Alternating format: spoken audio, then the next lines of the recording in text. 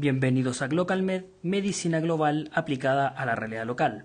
Usted ha ingresado al módulo de imagenología. Soy el doctor Nelson Montaña Contreras y en esta sesión discutiremos los temas relacionados con esta especialidad. Imagenología. Respecto a esta especialidad hay que hacer un acápite. Los conocimientos que exige este examen están actualizados a su última versión, la versión 2, el año 2010. En dicho documento no se expresa cuáles son las preguntas que van a ser realizadas respecto a la especialidad de imagenología, aplicándose esta a partir del año 2012 con preguntas dentro de dicho examen. De esta forma, la siguiente clase ha sido preparada de un punto de vista más práctico, donde se van a preguntar los conocimientos explicitados en el documento por unidad y con un grado de exigencia según lo que expresa el mismo documento. Por ejemplo, para la patología vesicular, el examen estipula que uno debería saber interpretar y emplear los hallazgos a una ecografía respecto a las diferentes patologías que pueden afectar a dicho órgano. Debido a lo anterior, en la siguiente clase profundizaremos en los contenidos de respiratorio, cardiovascular, gastroenterología, cirugía, neurología, un poco de artropatías y urolitiasis y finalmente pediatría. No se tratará la traumatología ni el área ginecobstétrica debido a que en dichos temas muy rara vez nos inmiscuimos nosotros como especialistas, quedando a manejo de los traumatólogos y ginecobstetras respectivamente. Respiratorio y cardiología. Esta es la parte obviamente más densa de esta clase, que ocupa más de la mitad de esta, y es donde más se pregunta en el EUNACON con el uso de imágenes, particularmente la radiografía de tórax, que es lo que vamos a ver a continuación. Pregunta número 1. Paciente de 47 años, hipertenso, tabáquico, que consulta por cuadro de 3 días de evolución de tos con expectoración mucopurulenta, a la cual se le ha agregado fiebre hasta 38,3 grados Celsius y disnea. Se solicita una radiografía de tórax anteroposterior, la cual se muestra a continuación, y se pregunta cuál es el diagnóstico más probable. Tromboembolismo pulmonar, neumonía adquirida en la comunidad, derrame pleural, atelectasia basal o neoplasia pulmonar. En esta pregunta, la respuesta correcta es neumonía adquirida en la comunidad. El cuadro clínico que se nos presenta a continuación es bastante clásico, de pocos días de evolución, a la cual se le ha agregado una tos mucopurulenta, y que además se expresa en el paciente con fiebre y disnea. Es un cuadro clásico que como primera posibilidad siempre nos tiene que hacer pensar en una neumonía adquirida en la comunidad. La imagen que se nos presenta apoya el diagnóstico, donde vemos el signo clásico de la llamada consolidación. La consolidación es un aumento de la densidad del parénquima pulmonar a la radiografía de tórax, el cual borra las siluetas vasculares, y esto es muy importante de tener claro. Cuando hay un aumento de la densidad que no borra las siluetas vasculares, vamos a estar hablando de vidrio esmerilado, que lo vamos a tratar más adelante. La consolidación representa la enfermedad de la vía aérea.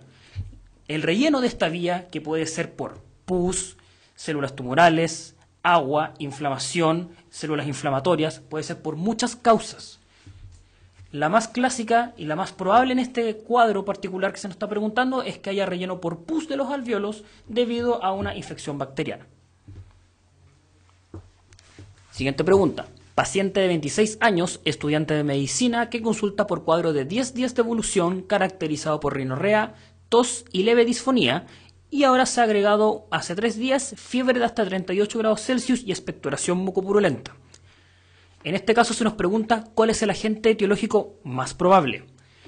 Primera posibilidad, hemófilos influenza, alternativa B, Mycoplasma pneumoniae, alternativa C, Staphylococcus aureus, alternativa D, Streptococcus pneumoniae, alternativa E, Pseudomonas aeruginosa. Mirando la radiografía que tenemos al lado y el cuadro clínico que se nos está sugiriendo, lo más probable es que el agente etiológico sea un Mycoplasma pneumoniae. El cuadro clínico que tenemos arriba es el típico de una neumonía atípica. ¿Qué queremos decir con esto? Es un paciente joven de 26 años que tiene un factor de riesgo de exposición, que en este caso es el estudiante de medicina. Otro puede ser que el paciente sea asmático o inmunodeprimido o que haya estado en contacto con otro familiar enfermo y que en primera instancia evoluciona como un cuadro de una pequeña gripe, de 10 días de evolución, levemente sintomática, con un poco de rinorrea, tos y leve disfonía. Sin embargo, entre el 7º y 10º día de evolución de esta gripe, se agrega un cuadro más típico de neumonía. Esa temporalidad es clásica del Mycoplasma pneumoniae Y la imagen que tenemos abajo es un aumento de la densidad de ambos campos pulmonares, más hacia las bases, pero que en esta ocasión, si se fijan, está aumentada la densidad debido a imágenes reticulares, con formación de redes que van desde los hilios centrales hacia la periferia. Este patrón reticular bilateral también es clásico de una neumonía atípica, por lo cual nos debería hacer pensar también en un micoplasma neumonía. Ahora, estas opacidades reticulares o reticulonodulares, a diferencia del cuadro previo, nos demuestra una enfermedad del intersticio pulmonar, no del espacio alveolar, y que se traduce básicamente en 3 patrones: solo rayas, patrón reticular; solo nódulos, patrón nodular; o una combinación de estos, como en este caso, que es un patrón retículo, como lo que se ve acá, nodular, como los nódulos que se ven acá, y que básicamente en este caso es un engrosamiento del intersticio del pulmón. Causas de esta, al igual que en los casos de la consolidación, hay muchas, ¿ya? Pueden ser causas tumorales, por ejemplo, la linfagitis carcinomatosa; causas infecciosas, como es este caso; causas congestivas, una falla cardíaca en primera instancia se presenta como un engrosamiento intersticial, dando este patrón, y posteriormente como un relleno alveolar cuando este agua del intersticio pasa al alveolo, dando un patrón de relleno alveolar y consolidación. Pregunta número 3. Paciente de 45 años, obeso, alcohólico, tabáquico, tiene enfermedad pulmonar obstructiva crónica y consulta por un cuadro de 8 días de evolución de tos con expectoración mucosa, que es intermitentemente purulenta, además se agregan mareos y está asociado a fiebre de hasta 38 grados. Se nos presenta la siguiente radiografía de tórax que tenemos a continuación. Entonces se nos pregunta, ¿cuál es el diagnóstico? Alternativa A, absceso pulmonar; alternativa B, empiema pulmonar; alternativa C, caverna subinfectada; alternativa D, micetoma; y alternativa E, quiste hidatídico. La respuesta correcta en este caso es absceso pulmonar. ¿Por qué? Veamos primero las que son incorrectas. El empiema pulmonar generalmente se nos da en un cuadro de una neumonía, como el de la primera pregunta, pero que a la vez no responde claramente a antibióticos. Hay una leve respuesta del paciente, baja levemente la fiebre, pero de todas maneras es un cuadro de instalación aguda con un cuadro típico de neumonía. La caverna sobreinfectada, para pensar en esto tenemos que pensar que el paciente tiene que tener un pulmón enfermo. Se nos tiene que dar la pregunta antecedentes de una enfermedad pulmonar crónica avanzada, como clásicamente se pregunta en la prueba, una tuberculosis, donde vamos a ver un pulmón enfermo particularmente hacia los ápices, asociados a una imagen muy similar a esta. Sin embargo, no es lo que vemos en esta radiografía, ni lo que se nos da en el cuadro clínico. Un micetoma básicamente es una caverna sobreinfectada, pero por un hongo. Nuevamente no es el caso del paciente. Y un quiste hidatídico, nos faltan antecedentes epidemiológicos. Siempre cuando preguntan el quiste hidatídico tienen que darnos el antecedente que el paciente o viene del sur de Chile, o trabaja con animales, o tiene contacto con ovejas, que son factores de riesgo muy importantes para pensar en esta causa. Ahora, ¿por qué absceso pulmonar? Porque este paciente de partida es alcohólico. Muy importante factor de riesgo, ya que el alcoholismo aumenta el riesgo de aspiración, y la aspiración conlleva bacterias anaerobias, que son clásicas formadoras de abscesos pulmonares debido a su metabolismo anaerobio. El cuadro es de 8 días de evolución, que evoluciona con una tos con expectoración mucosa, la cual es intermitentemente purulenta. Eso también es clásico de un absceso. Y además está asociado a fiebre, lo cual nos da un rasgo más séptico. Debemos recordar de que la tos sea intermitentemente purulenta está dado por una comunicación del absceso a la vía aérea. El diagnóstico diferencial más importante en un cuadro como este es un empiema pleural, que es un derrame pleural, pero que está además ocupado por pus. Ahora, muchas veces en la teoría esto puede ser muy simple, sin embargo en la práctica a veces es bastante complejo.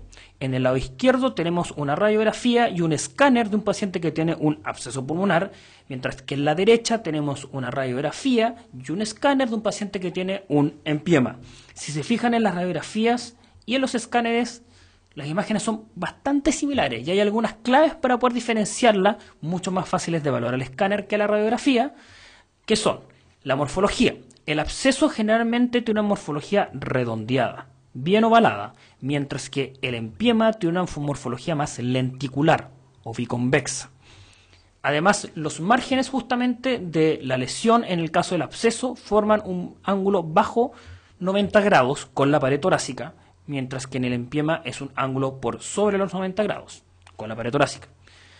¿Y por qué es importante hacer esta diferenciación? Debido a que el manejo es distinto. Recordemos que el empiema pleural es tratado a través de la instalación de un tubo de drenaje que saque este pus, mientras que el absceso pleural se trata con antibióticos y netamente drenaje postural.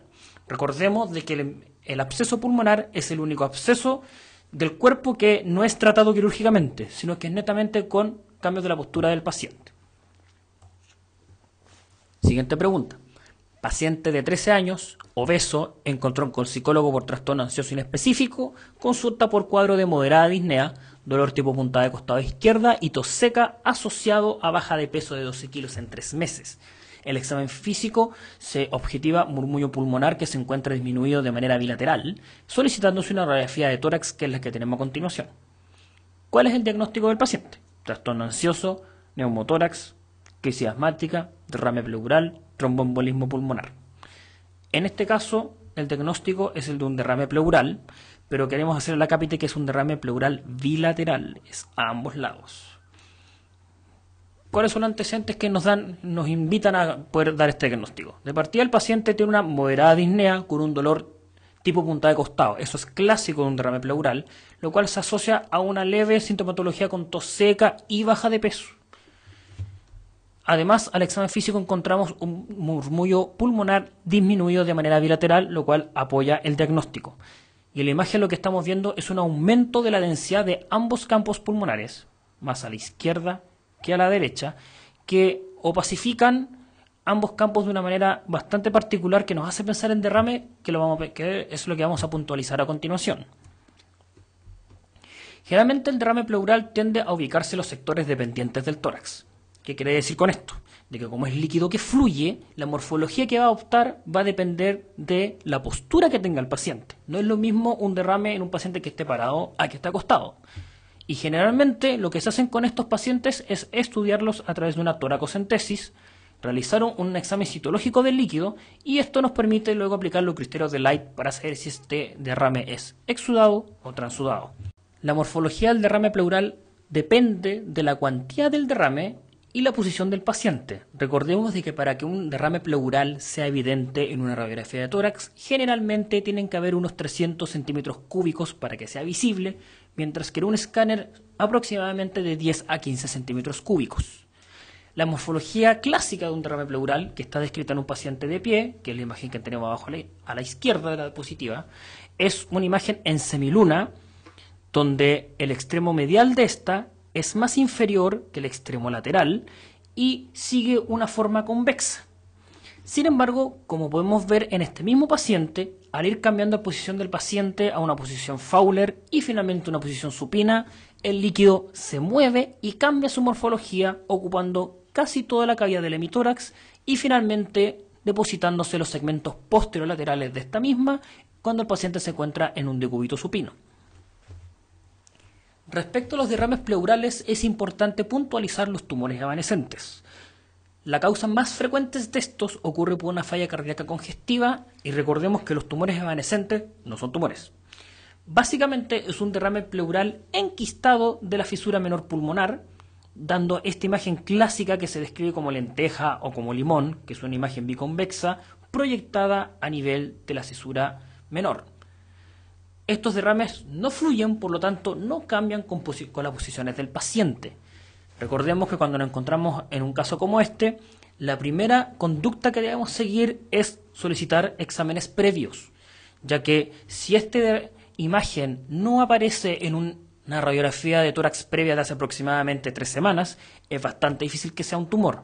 Mientras que si ya se encontraba en la radiografía previa a esta y en la radiografía previa hace 2 años y así sucesivamente, aumenta la posibilidad de que sea un tumor y ahí podríamos pensar en profundizar el estudio con una tomografía. En caso de que no se cuenten con estudios previos, tenemos 2 posibilidades. O controlamos al paciente en aproximadamente 1 mes, o bien profundizamos el estudio con una tomografía computada de tórax con contraste, dependiendo de los factores de riesgo del paciente, que lo postularemos en una pregunta posteriormente. Otro punto importante a puntualizar es el diagnóstico diferencial cuando nos encontramos con esta imagen. Un pulmón completamente velado, lo que se conoce como hemitórax opacificado. Cuando nos encontramos en esta situación, Básicamente, los posibles diagnósticos son 4. Derrame pleural masivo, una atelectasia de un pulmón completo, una neumonía bacteriana que comprometa todo el pulmón o una neumonectomía. En estas 4 imágenes tenemos 4 pacientes con cuadros clínicos distintos, pero con imágenes muy similares. Y la clave para poder postular un diagnóstico u otro no es el pulmón, son las estructuras del mediastino.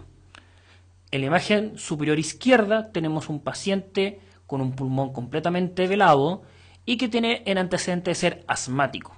Si observamos bien, la columna aérea de la tráquea y los bronquios principales se encuentran desplazados hacia el mismo lado del hemitórax blanco, y lo mismo ocurre con la silueta cardíaca.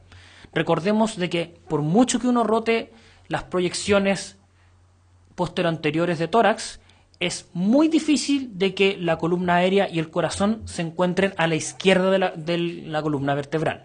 Por lo general se encuentran centradas o levemente desplazadas a la derecha, pero muy rara vez hacia la izquierda. En este caso, como tenemos un hemitórax blanco que desplaza el mediastino hacia sí mismo, tenemos que pensar de que lo más probable es que el paciente esté sufriendo una atelectasia masiva de ese pulmón, y en este caso fue secundario a un tapón mucoso del bronquiofuente izquierdo.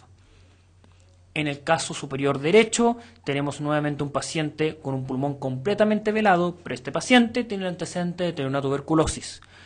Si observamos nuevamente las estructuras del mediastino, vemos que la columna aérea de la tráquea se encuentra desplazada hacia el lado contralateral del pulmón blanco, al igual que las estructuras cardiovasculares. En este caso, el diagnóstico que debemos postular es un derrame pleural masivo que ocupa espacio y desplaza el mediastino hacia el lado contralateral. En el caso inferior izquierdo, tenemos un paciente que presenta un cuadro de fiebre y tos con expectoración mucopurulenta, donde nuevamente vemos un pulmón completamente velado. Sin embargo, aquí la columna aérea y la silueta cardiovascular no se encuentran desplazadas de manera importante, y si además tratamos de observar bien, logramos observar dentro de este pulmón velado tenues imágenes de broncograma aéreo clásicos de una neumonía, y en este caso lo que el paciente tiene una neumonía bacteriana masiva. Por último, en el último caso, vemos un pulmón completamente velado que desplaza las estructuras del mediastino, tanto la columna aérea como la silueta cardíaca, hacia sí mismo, presentando una importante disminución de volumen. Si además tratamos de observar mejor, vemos que los arcos costales anteriores de la cuarta y quinta costilla se encuentran ausentes.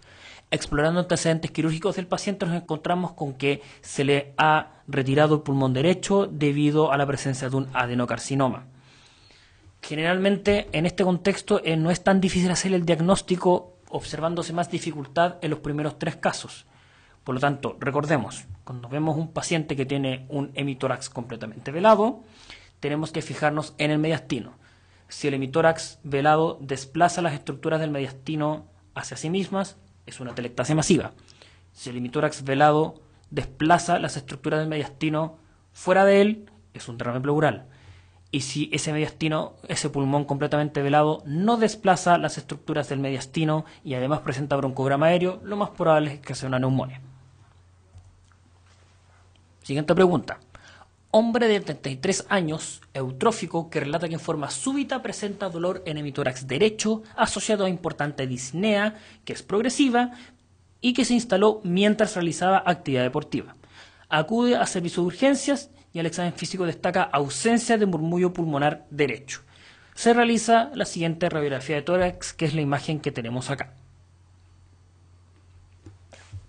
Ahora nos preguntan, de acuerdo a esta imagen, ¿cuál es el tratamiento así? Alternativa A, realizar una tomografía computada de tórax. Alternativa B, realizar una toracocentesis. Alternativa C, drenaje pleural. Alternativa D, broncoscopía. Alternativa E, ansiolíticos. La respuesta correcta en este caso es drenaje pleural. El diagnóstico que tiene este paciente es un neumotórax derecho espontáneo. El cuadro clínico que se nos presenta es clásico. Es un hombre joven, eutrófico, que presenta una disnea que es de instalación súbita y que se presentó mientras él realizaba una actividad deportiva. Eso es clásico de un neumotórax espontáneo. Y el examen físico nos refuerza este diagnóstico al haber ausencia del murmullo pulmonar al lado de que le duele al paciente. Entonces, en la imagen lo que estamos viendo es que a derecha vemos un ligero contorno que recorre toda la cavidad torácica hasta la cúpula diafragmática, que corresponde a el contorno pulmonar y particularmente a la pleura visceral del lado derecho. Ahora, generalmente con esta pregunta siempre se genera cierto debate si al paciente le pongo un drenaje pleural o le hago una toracocentesis. Para efectos de prueba debemos recordar de que la toracocentesis se utiliza para el estudio de un derrame pleural, no para el tratamiento de un neumotórax. Y lo que se hace es instalar un tubo que drene el aire y reexpanda ese pulmón.